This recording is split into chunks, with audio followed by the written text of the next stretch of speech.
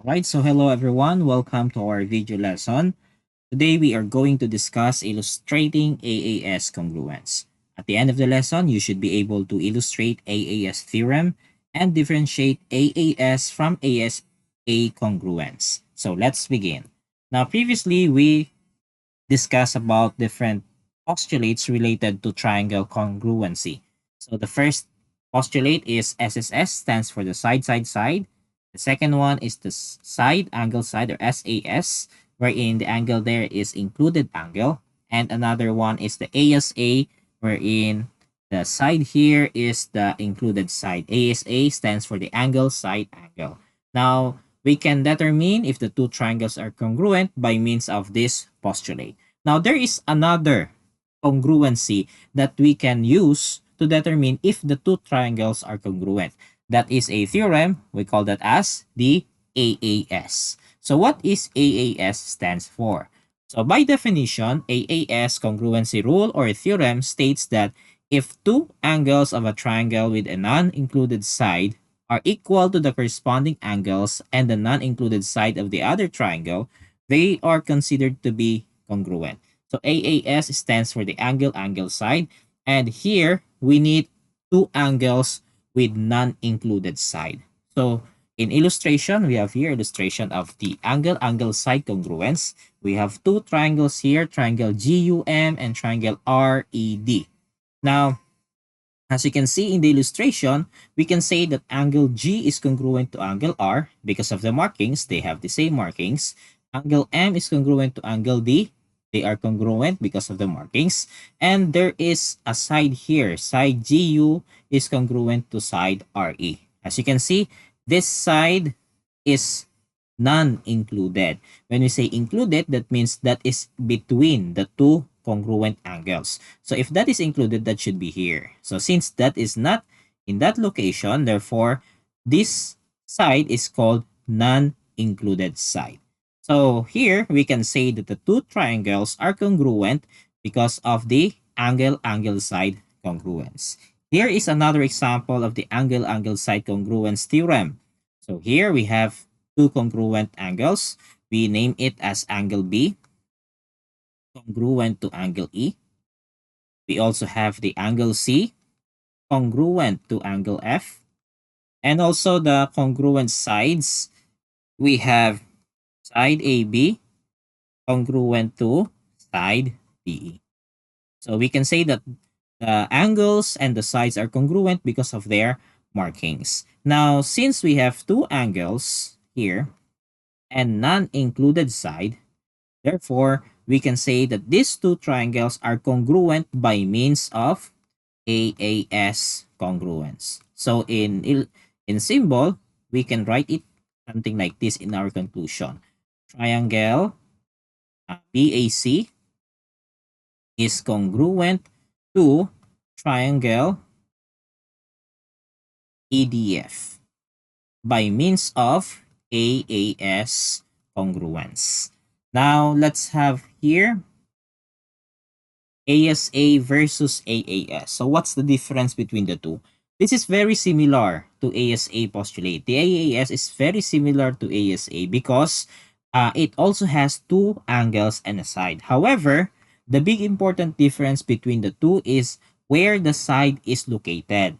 In ASA, the side is in between the two angles on the triangle. As you can see in the illustration, we have the first congruent angle. This is the second congruent angle. And we have the side.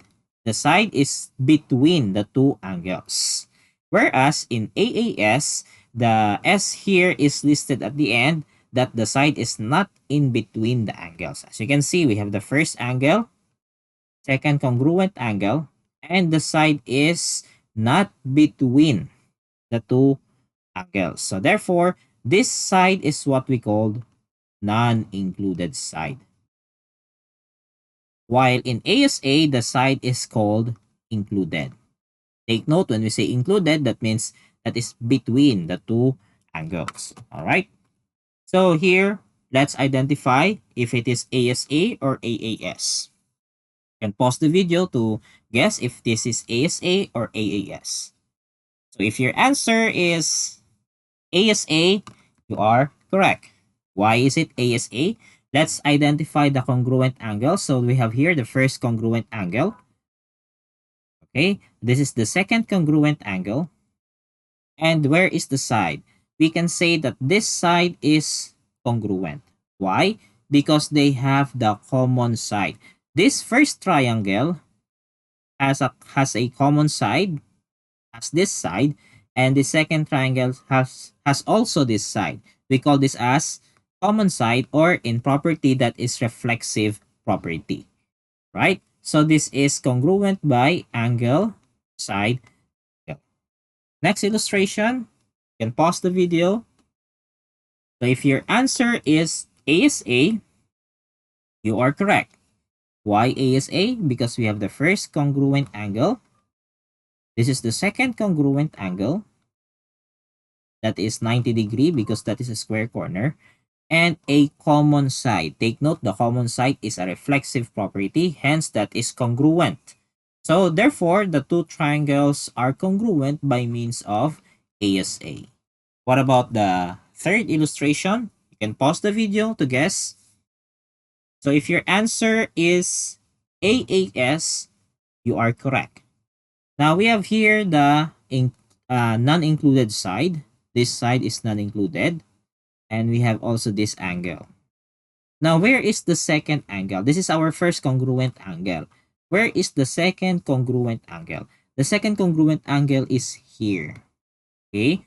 So this is what we call vertical angles. Vertical angles are created when there are two intersecting lines. As you can see, itong line na ito, this line, this is straight line, intersect with this straight line.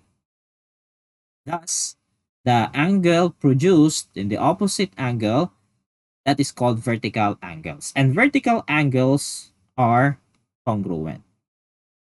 So the second congruent angle is located here at the center.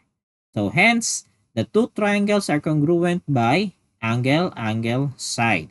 The side here is non-included because the side is not between the two angles. Next, you can pause the video to guess if it is ASA or AAS. If your answer is ASA, if your answer is AAS, you are correct. Why is it AAS? So let's find out. So this is our first congruent angle, and the second congruent angle is located here.